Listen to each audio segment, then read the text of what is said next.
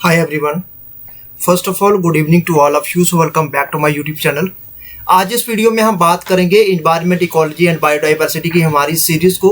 और आज की जो सीरीज का पार्ट रहेगा, ये पार्ट रहेगा 4th, और इसमें हम 100 MCQs को कवर करेंगे। इसके अकॉर्डिंगली मैं आपको बताना चाहूंगा डिफरेंट लेक्चर्स में हम इसके क्वेश्चंस को कवर करते जा रहे हैं। और मैं आपको बताना चाहूंगा जेके एसएसपी, एसएससी, आईएएस, सीडीएस, या आप किसी भी एग्जाम की तैयारी कर रहे हैं तो ये एक टॉप लेवल के एमसीक्यूज आपको देखने को मिलेंगे, जो कि काफी डिफरेंट एग्जाम्स में ये क्वेश्चन रिपीट हो चुके हैं।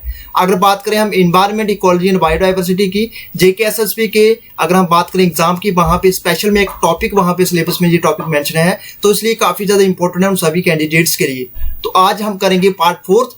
एक दो पार्ट में हम इसके 100 MCQs कवर करेंगे, क्योंकि MCQs की मैं आपको बताना चाहूंगा एक टफ टाइप के MCQs जहां पे मैं आपके लिए लेके आ रहा हूं, जो कि आईएएस एग्जाम में क्वेश्चन पूछे गए हैं, सीडीएस एग्जाम में क्वेश्चन पूछे गए हैं, असिस्टेंट कमांडेंट एग्जाम में क्वेश्चन पूछे गए हैं, और डिफरेंट को स्टेट्स के अंदर पीसीएस एग्जाम्स होते हैं, उन पीसीएस एग्जाम में ये क्वेश्चन पूछे गए हैं।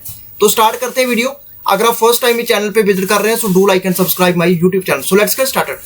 सबसे पहले हमने 40 MCQs को कवर किया था, आज हमारा क्वेश्चन रहेगा 41। तो 41 क्वेश्चन रहेगा, in the biosphere living beings are interrelated and interdependent on each other for survival. This life supporting system is known as. अगर बायोस्फीयर की बात करें, लिविंग बीइंग जो होते हैं इंटररिलेटेड होते हैं और इंडिपेंडेंट होते हैं एक दूसरे के ऊपर सर्वाइवल के लिए। और ये लाइफ सपोर्टिंग जो सिस्टम होता है, इसको क्या बोला जाता है? इसको क्या इकोसिस्टम बोलते हैं, माउंटेन रेंज बोलते हैं, फॉरेस्ट बोलते हैं, या एटमॉस्फेयर बोलते हैं? सो आंसर क्या रहेगा? एसएससी 2017 में ये क्वेश्चन पूछा गया है, सो आंसर रहेगा आपका ऑप्शन ए। इसको बोला जाता है इकोसिस्टम, काफी इंपॉर्टेंट है। Next question, question number 42। Biological equilibrium is the balance between.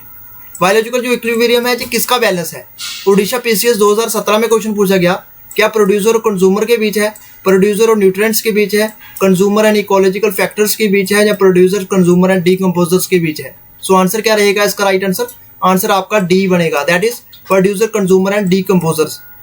जहां पे मैं आपको बता दूं, प्रोड्यूसर्स कौन से होते हैं? ऑर्गेनिज्म, ऐसे ऑर्गेनिज्म होते हैं जो अपना खाना खुद तैयार करते हैं इन सिंपल ऑर्गेनिक मैटर से, इनऑर्गेनिक मैटर से, सब्सटेंसेस से। जैसे आपका वाटर आ गया, सनलाइट आ गई, कार्बन डाइऑक्साइड आ गया, आर कॉल्ड प्रोड्यूसर्स। ठीक है, इसमें एग्जांपल्स आपकी ग्रीन प्लांट्स हो गए, ब्लू ग्रीन एल्गे, ये अपना खाना जो है खुद बनाते हैं। सेकेंडली बात करें, हार्बीवोर्स क्या होते हैं?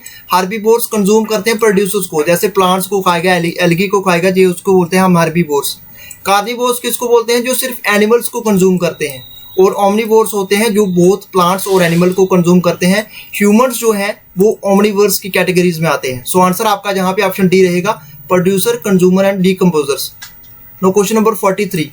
इन a pond ecosystem the BOD increases due to. जहां पे क्वेश्चन पूछा गया, पॉन्ड इकोसिस्टम में जो बीओडी होता है इंक्रीज होता है किसकी वजह से? ओडिशा पीसीएस 2017 में क्वेश्चन पूछा गया। Photosynthetic activity of algae, high density of aquatic macrophytes, high density of fish, या increase in the population of bacteria? So answer क्या रहेगा? आंसर आपका डी बनेगा। सो ये होता है increase in the population of bacteria. ठीक है, तो ये आप देख सकते हैं बायोकेमिकल ऑक्सीजन डिमांड, ये एक अमाउंट होता है ऑक्सीजन का, कंज्यूम होता है 1 litre of water bye micro organism while they oxidize the entire organic matter present in it at a specified temperature। ठीक है, नेक्स्ट क्वेश्चन, क्वेश्चन नंबर 44, जहां पे आप देख सकते हैं, considering the global warming potential of CO2 as 1, the global warming potential of CO2 as 1, the global warming potential CH4 has been estimated to the approximate। Odisha PCS 2017 में question पूछा गया। 12, 15, 21 या 35? सो आंसर क्या बनेगा आपका? आंसर सी बनेगा, that is 31। Next यहां पे देख सकते हैं आप,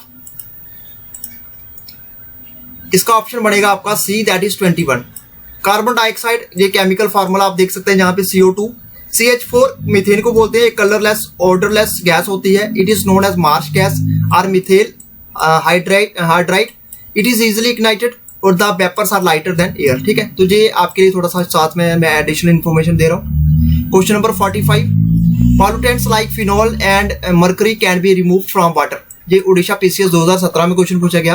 ठीक है, तो पॉल्यूटेंट्स लाइक फिनॉल हो गई और mercury can be removed from water. इसको सेडिमेंटेशन बोलते हैं, इलेक्ट्रोडायलिसिस बोलते हैं, फिल्ट्रेशन बोलते हैं, या बायोलॉजिकल ऑक्सीडेशन बोलते हैं। सो आंसर बनेगा आपका जहां पे option B, that is electrodialysis. ठीक है, next question 46। The pollutant generated in high quantity by the thermal plant is. क्या ये पीसीएस 2017 में क्वेश्चन पूछा गया था। SO2, CO, NH3 या फ्लाई एश। ठीक है, तो पॉल्यूटेंट जनरेट होता है हाई क्वांटिटी में बाय द थर्मल प्लांट, उसको क्या इस क्या है वो, दैट इज आंसर रहेगा आपका option D, that is fly ash. ठीक है, option D. Question number 47, the two major functional components of any ecosystem.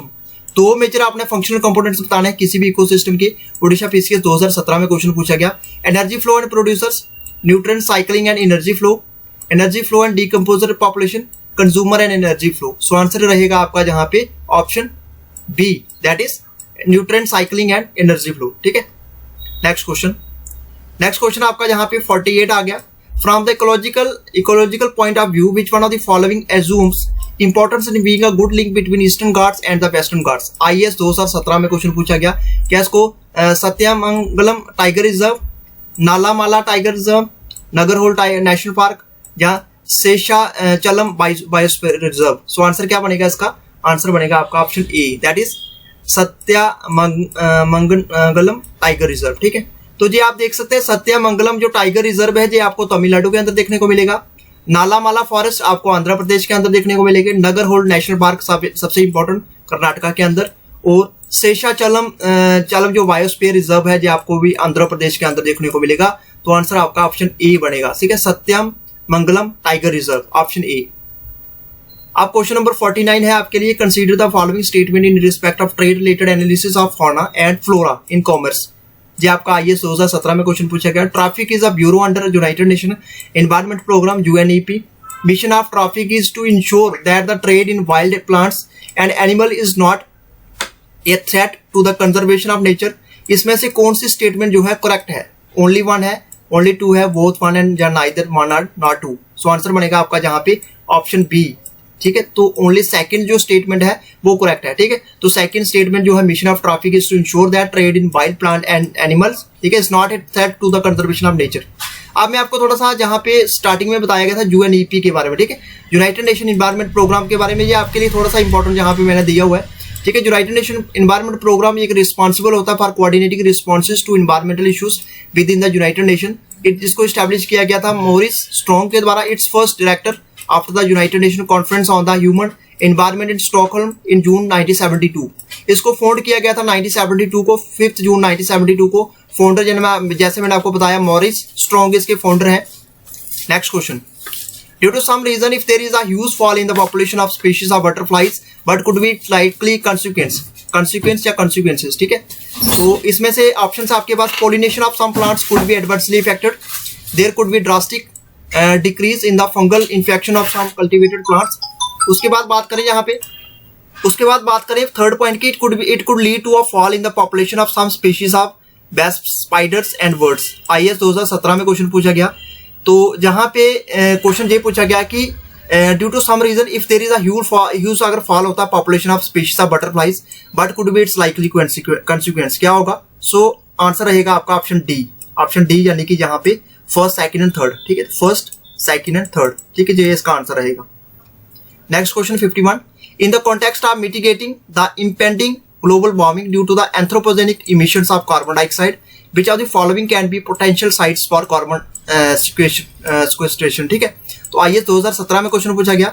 abundant and uneconomic coal seams, depleted oil and gas reservoirs, उसके बाद subterranean deep saline formation। सो answer क्या बनेगा इसका? Answer बनेगा आपका option D. ठीक है, तो फर्स्ट, सेकंड एंड थर्ड इसका राइट आंसर है। 52 में आ गया, according to Wildlife Protection Act 1972 which of the following animal cannot be hunted by any person। ठीक है, तो वाइल्ड लाइफ प्रोटेक्शन एक्ट 1972 के अकॉर्डिंगली इसमें से कौन सा एनिमल जो है इसको हंटेड नहीं किया जा सकता किसी भी पर्सन के द्वारा except under some provision provided by law. ये आईएएस 2017 के अंदर क्वेश्चन पूछा गया। घड़ियल है, इंडियन वाइल्ड एस है, वाइल्ड बुफेलो है, तो कौन सा इसका राइट आंसर रहेगा? आंसर आपका डी बनेगा जहां पे। ठीक है, डी यानी कि first, second and third. First, second and third इसका राइट आंसर है, फर्स्ट, सेकंड एंड थर्ड। ठीक है, तो इसमें से किसी भी एनिमल्स को हंट नहीं किया जा सकता। ठीक है, उसका शिकार नहीं किया जा सकता by any person except the under some provision provided by law. ठीक है, next question, question number 53, with reference to Global climate change Alliance which of the following statement is are correct. ठीक है, तो इसमें से आपने बताना ग्लोबल क्लाइमेट चेंज अलायंस के अकॉर्डिंगली कौन सी स्टेटमेंट जो है करेक्ट है। क्या it is initiative of the European Union है, क्या ये प्रोवाइड करता है टेक्निकल और financial support to targeted developing countries to integrate climate change into their development policies and budgets. इसके साथ it is coordinated by World Resources Institute WRI and World Business Council for Sustainable Development. तो उसमें से आपने बताना कि कौन सी स्टेटमेंट करेक्ट है। सो आंसर रहेगा आपका जहां पे ए यानी कि पहली और सेकंड, फर्स्ट और सेकंड जो स्टेटमेंट है जो ग्लोबल क्लाइमेट चेंज अलायंस के अकॉर्डिंगली करेक्ट है। Next question, biological oxygen demand BOD, ठीक है, एक is a standard criterion for IS 2017 में क्वेश्चन पूछा गया। ये किसका स्टैंडर्ड क्राइटेरियन है? Measuring oxygen level in blood, या computing oxygen level in forest ecosystem, या पोल्यूशन ऐसे इन इक्वेटिक इकोसिस्टम, या assessing oxygen level in high altitude reason. So answer बनेगा आपका जहां पे ऑप्शन सी, पोल्यूशन ऐसे इन इक्वेटिक इकोसिस्टम। ये 2017 के IS एग्जाम में क्वेश्चन पूछा गया है। Next question, question number 55, which are the following statement, ये इसमें से आपने बताना कौन सी स्टेटमेंट करेक्ट है। IS 2017 में क्वेश्चन पूछा गया, climate and clean air coalition to reduce short lived climate pollutants is a unique initiative of G20 group of countries. या second, CCAC focuses on methane, black carbon and hydrochlorofluorocarbon. तो इसमें से आपने बताना कि कौन सी स्टेटमेंट जो है करेक्ट है। ओनली फर्स्ट है, ओनली सेकंड है, बोथ फर्स्ट एंड सेकंड, या neither one not two. So answer बनेगा आपका जहां पे option B, only second. Only second जो स्टेटमेंट है ये बिल्कुल करेक्ट है, ठीक है। तो इसका राइट आंसर आपका ऑप्शन बी बनेगा। तो ये था फ्रेंड्स आज का हमारा video environment, ecology and biodiversity के रिलेटेड फोर्थ लेक्चर हमने कवर कर लिया। और फोर्थ लेक्चर के अकॉर्डिंगली हमने 55 MCQs को कवर कर लिया। एक या दो लेक्चर में हम 45 MCQs को, जो रेस्ट ऑफ द 45 MCQs है उसको हम कवर करेंगे। तो ये था आज का हमारा वीडियो। कैसा लगा वीडियो कमेंट बॉक्स में जरूर बताइएगा। वीडियो अच्छा लगा तो वीडियो को लाइक करें, शेयर करें और सब्सक्राइब करें हमारे यूट्यूब चैनल को। Thank you friends, goodbye and take care.